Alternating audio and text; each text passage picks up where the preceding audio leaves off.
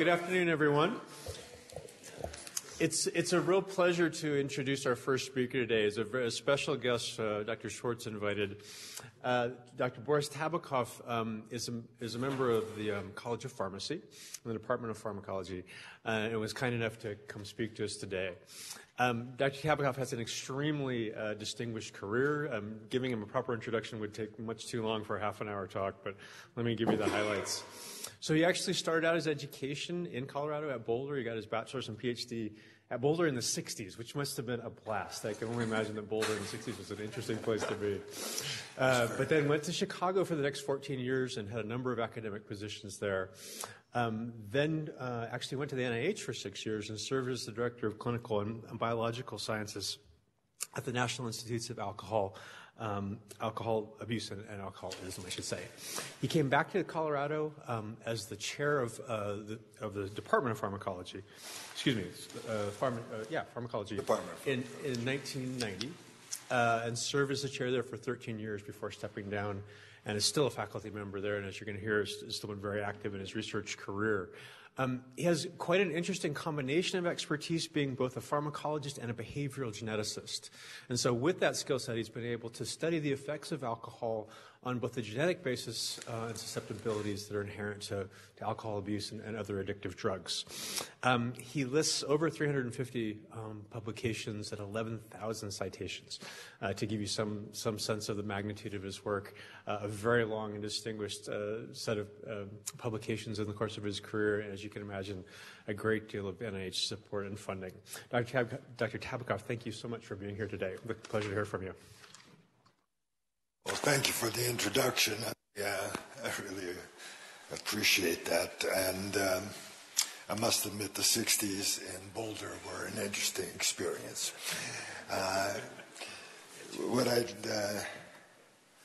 That's great. What I'd like to do today is to introduce you to some of our work in which we're trying to develop a resource that's going to complement the genomic and genetic approaches to develop personalized medicine. We believe that studies with animals are still very important in this sphere, and the resource that I'll be describing today hopefully will impress you with the fact that that's the case. The presentation is based on the development of what we call the Hybrid Rat Diversity Panel. And this is a very carefully chosen set of inbred strains of rats. And basically we started this idea here in Colorado. And the people, in addition to myself, involved on this campus are Laura Zaba, Katerina Ketchris, Paula Hoffman, and Spencer McCaffrey.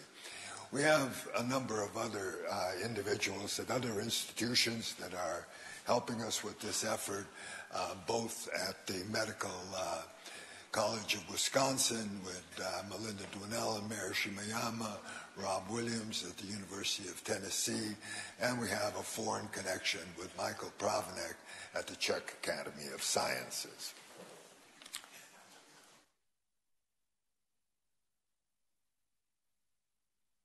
All right.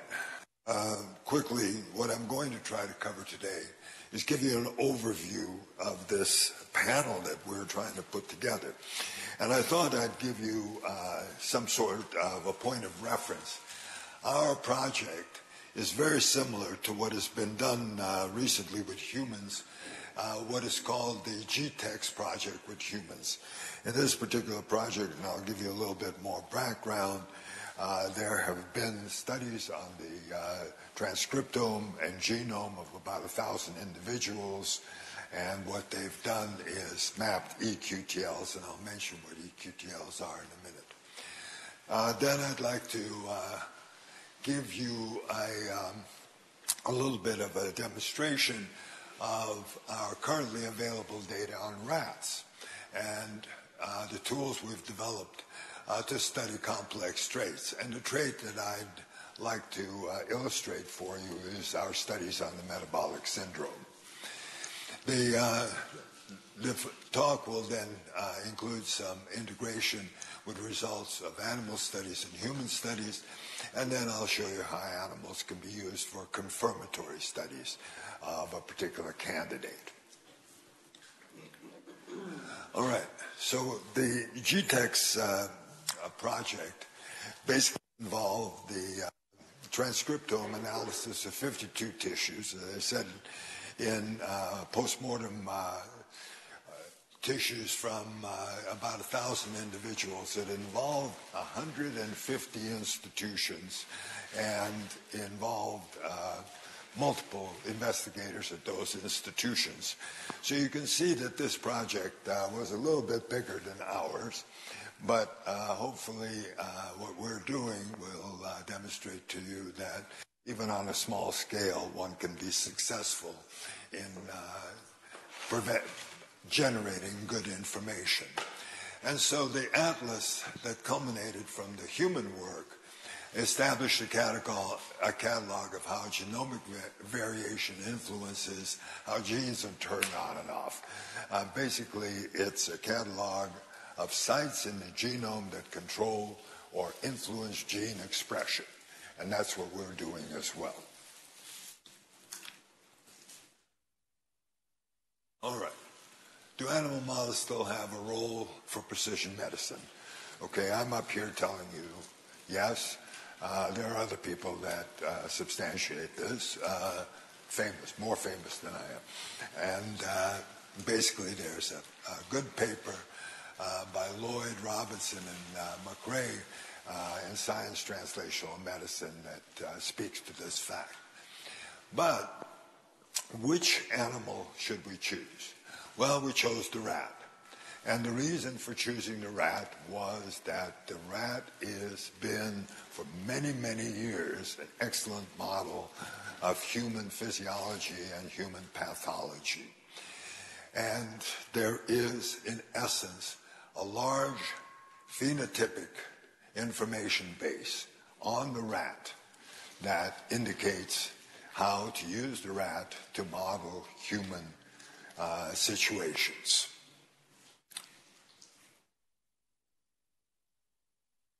All right. So, fine. Animals can supplement human work. But is there a superiority of animal studies to something you can do or cannot do with humans?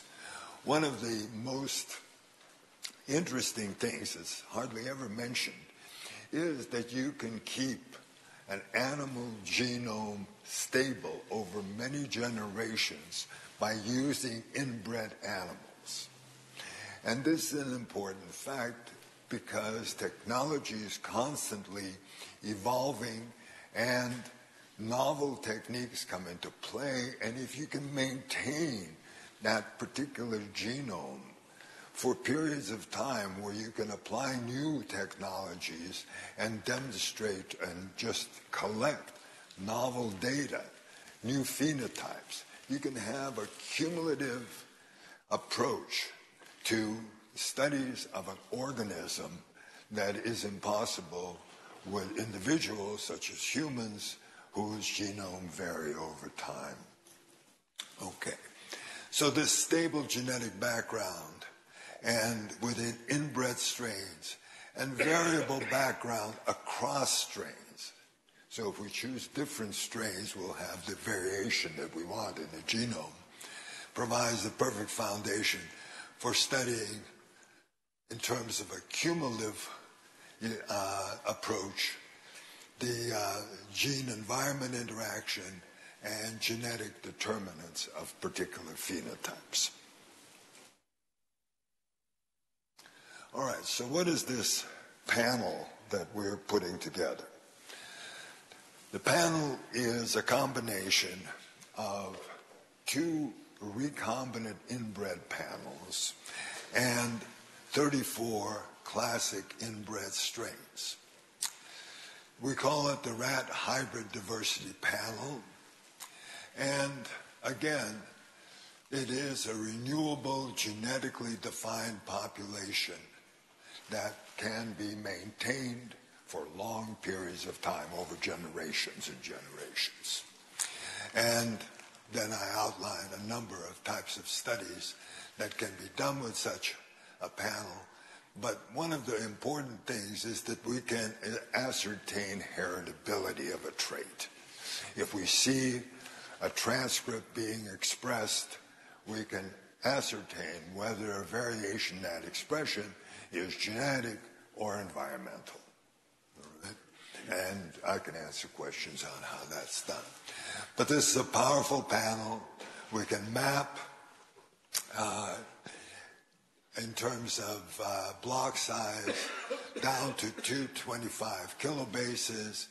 We can detect a genetic contribution of 10 to 20% to genetic variance, and we can measure correlations as small as 0.28 with this panel. These 30 recombinant inbred strains, the HXB, BXH, are a reciprocal cross, and basically they were developed for looking at cardiovascular traits. And there are 30 strains. Again, the parental strains are the SHR and the Brown Norway, and by reciprocal I mean that the strains were mated in such a way that you had a female of one strain and a male of another strain, and it was switched again. So mitochondrial DNA in these strains are from different mothers. The same can be said for the LEXF and FLXC recombinant inbred strains. Now, these strains were developed for cancer-related phenotypes. And again, they're a reciprocal cross, and there are 32 of these strains. The classic inbred strains were chosen to represent diversity of the genetic material in the rat population.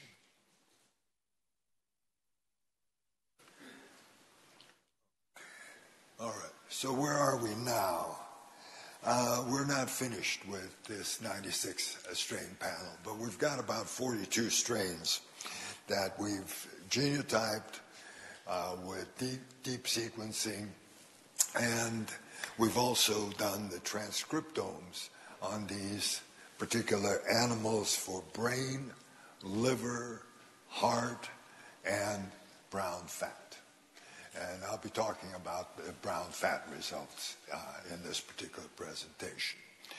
But we have a huge amount of data in terms of reads with RNA-seq and 22 billion reads on the larger RNA, and for the small RNA, microRNA, about 5.7 billion reads. This data has been transformed into transcripts, and those transcripts have been quantitated, and you can access the data through a genome browser that we have on Phenogen, which is our website, and get information on isoforms, you can get information on SNPs, you can get information on other polymorphisms. The data has also been transformed into networks. And this data, and I'll be describing that process, is also easy to assess. You can get EQTLs for both the gene and the module in which the genes exist, and that basically takes you to the site of the location of the gene. You have the 4 organs in the different circles, and these lines show areas of the genome in those 4 organs that control the expression of that gene.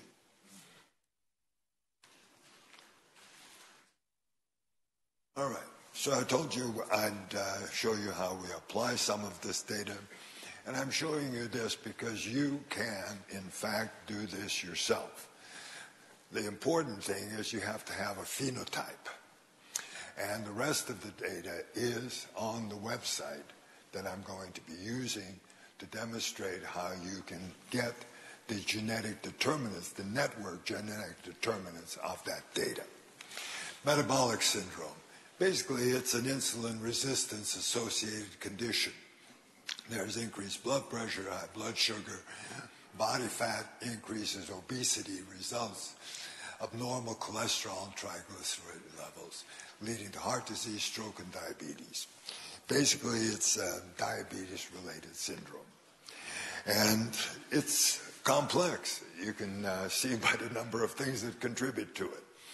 And it's very difficult to address a complex syndrome. So usually one goes to an endophenotype. One chooses a component that is related to the syndrome and can predict the syndrome, and then studies that component. All right.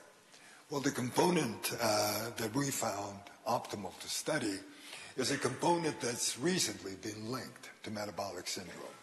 And that component is brown adipose tissue, brown fat. It seems that brown fat is a component of your body that burns calories. It also burns fats as far as calories. And it reduces both the triglyceride and the fatty acid load in your circulation, as well as blood sugar. There's been a controversy whether adult humans even have brown fat. Animals like rats and mice definitely do. Humans, it seems, the thinking was that they have brown fat when they're infants, and then that brown fat disappears. Well, this turns out not to be true, and this is basically fluorodeoxyglucose PET scan showing brown fat that is located around bones in the upper body. It's interesting because in rats and mice, most of the brown fat is in the intrascapular region, and one can remove this, weigh it, and study it one way or another. We decided to take things really in a simple way and look at the brown adipose tissue mass in animals. And the greater the mass, the more metabolic activity the animal has in terms of burning fats and sugars.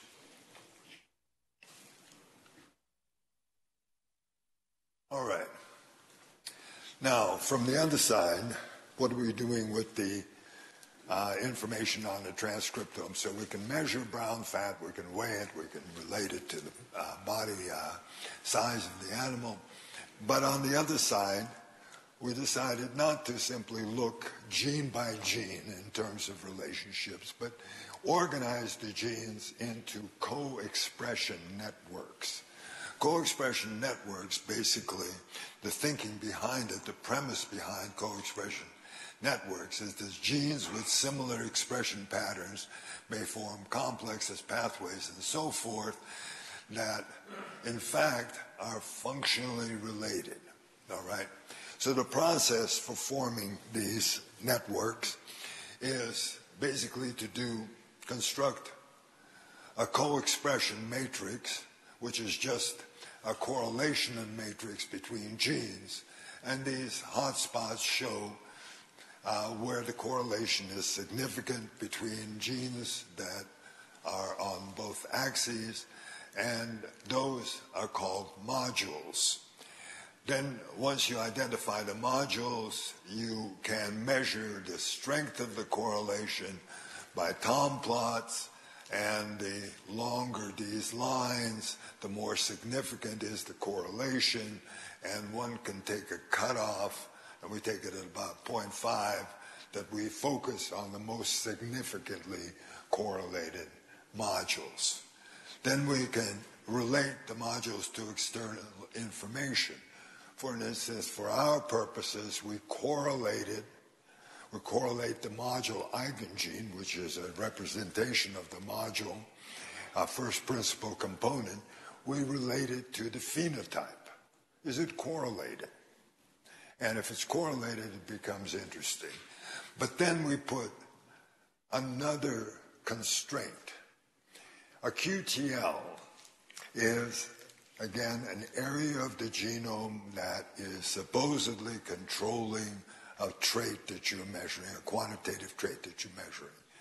We have a filter that says the module QTL has to overlap the phenotypic QTL.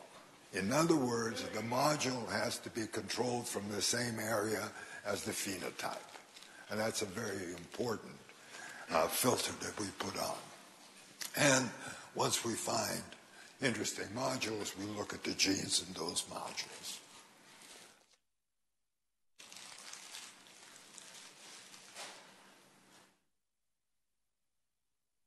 All right.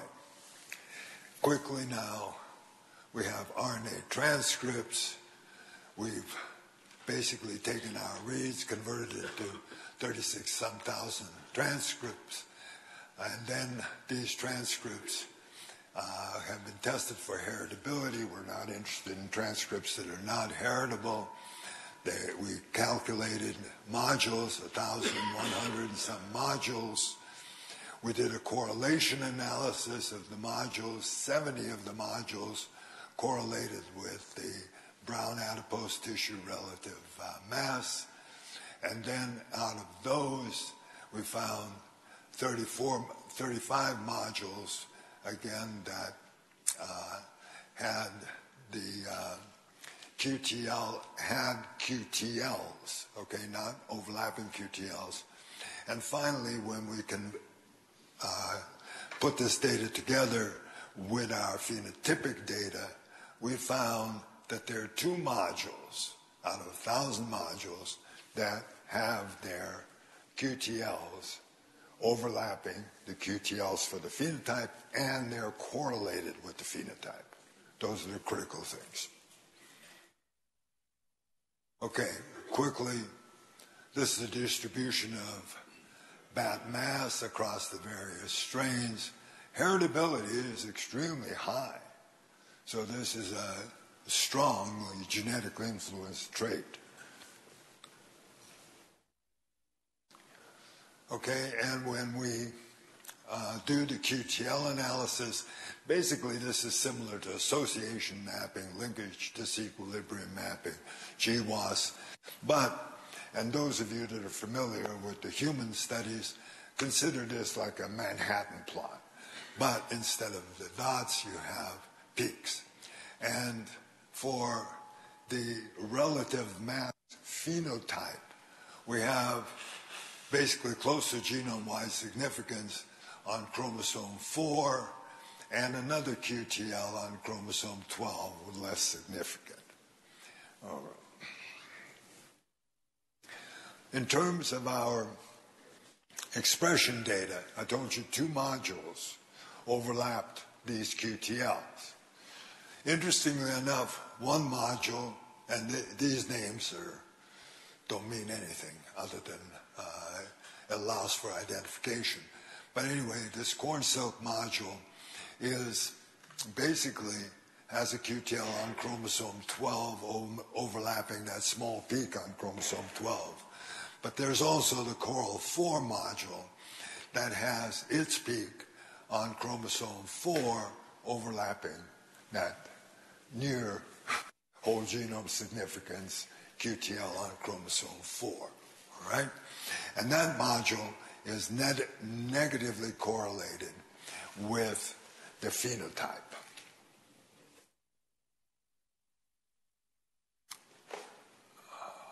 All right. This illustrates the overlap. Okay. The MQTL, the module QTL of the chromosome 4 at 14.5 megabases is the peak. The PQTL is on 4 at 13.3. They're within a megabase of each other. And you can see here's the phenotypic QTL, and here with a lot score of about 11 is the module QTL. Clearly there's an overlap.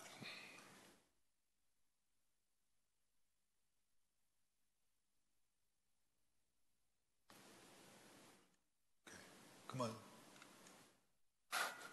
This thing is extremely sensitive when it should be, but not always. Hello?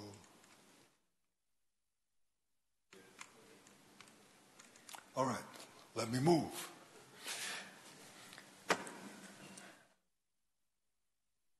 Okay.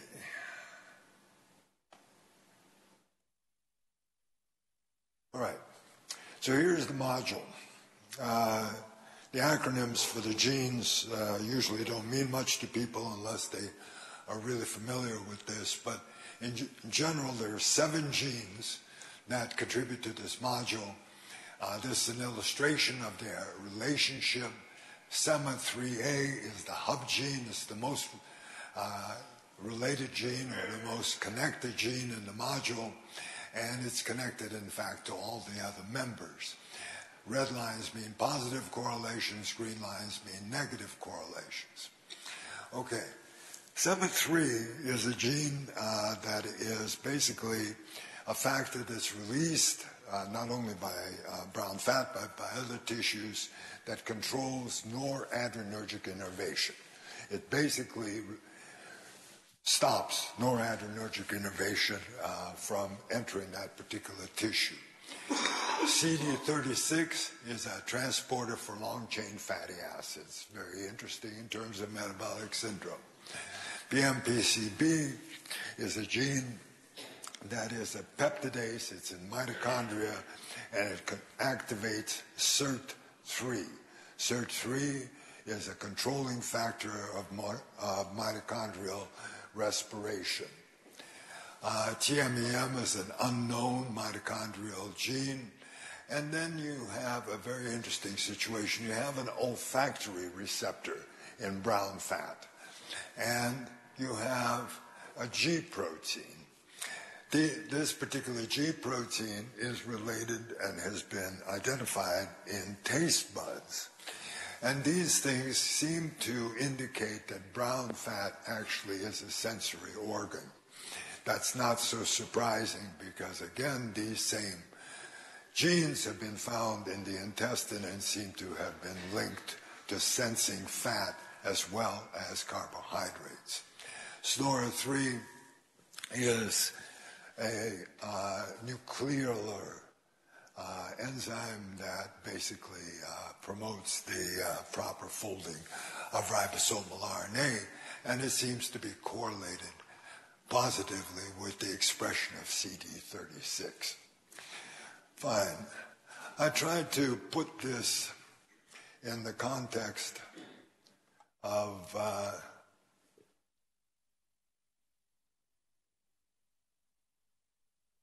an illustration of a brown fat cell. And the genes that are part of the module are in these spheroids. But you can see that, in essence, you have, as part of this module, genes that control the uptake of fatty acids and the sensing of extracellular fatty acids and glucose. These can be coupled to the G protein, and this is gusteucin, it's called, and that particular G protein controls phosphodiesterase 6, which is basically a selective enzyme for hydrolysis of cyclic GMP. Cyclic GMP is a very important factor in brown fat, again, controlling mitochondrial respiration. On the other side, you have a factor that's controlling noradrenergic innervation. This noradrenergic innervation controls not only the metabolism within the adipocyte, but also controls vascularization of brown tissue and leads to hypertrophy. And here we have a factor that resists the innervation by noradrenergic sympathetic neurons. TMEM, as I said, is yet unknown, but it's interesting that it's mitochondrial and, again, seems to be somehow involved in the metabolism of the brown adipose tissue. This is the peptidase that activates SIRT3, and SIRT3 basically promotes respiration. In brown fat, however, this respiration does not lead to the production of ATP. It produces heat, and the uncoupling factors that are in mitochondria from brown adipose tissue are the factors that basically prevent the conversion of that oxidation to ATP.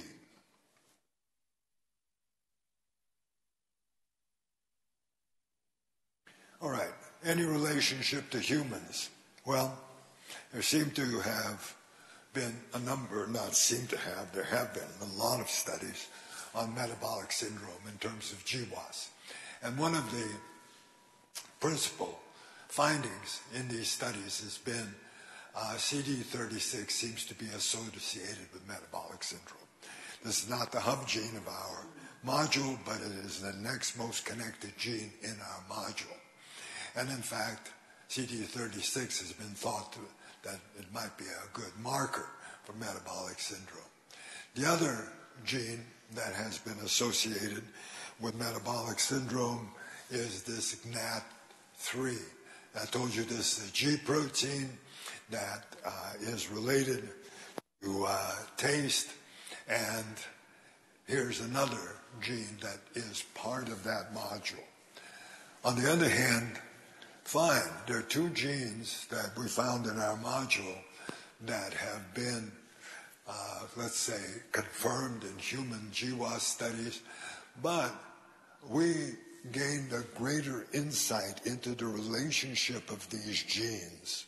Number one, with the tissue, brown fat, and number two, with the metabolic pathways that control mitochondrial respiration in brown fat.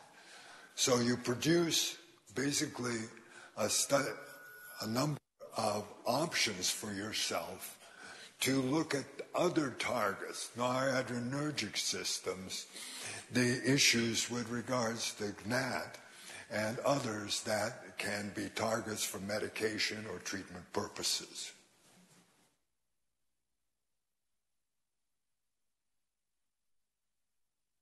Okay, the final thing, and better be the final thing, is that we can, in addition, use animals to confirm studies that we do in terms of association, where this is basically a correlational analysis, by using animals.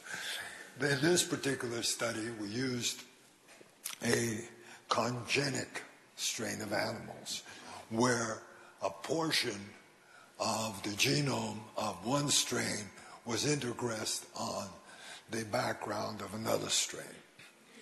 And basically, this portion was from the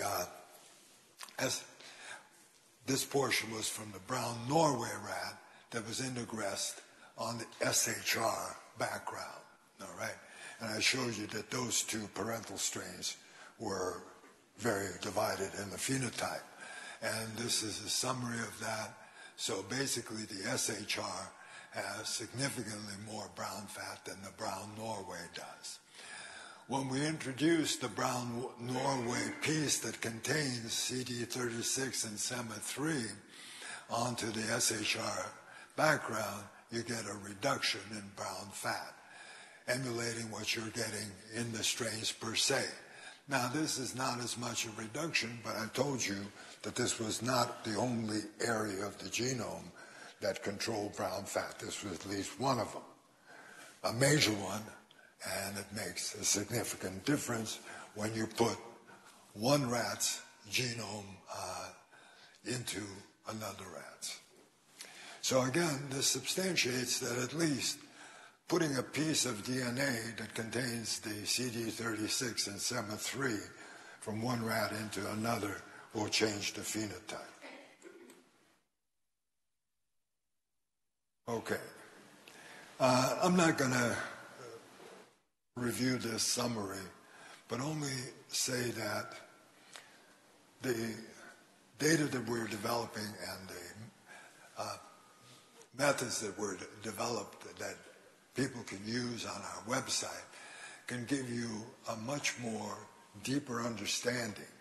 And you can go in, for an instance, if you have a gene of interest from your GWAS study, you can go into our website and find the basic module that this gene exists in. And it can give you a much better insight into maybe the function of that gene, and as well the tissue distribution of that gene. Finally, thank you. And if you want to read a paper on our genomic analysis of metabolic syndrome, it just came out in Physiological Genomics in November.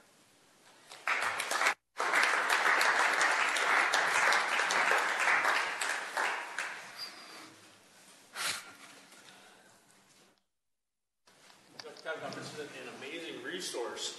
From a practical perspective, to get a phenotype in the first place, you have to have access to the rats. So how would one go about actually accessing any of these? All right. So that part of our consortium is at the University of Wisconsin, and they are reviving from embryos all of these rats.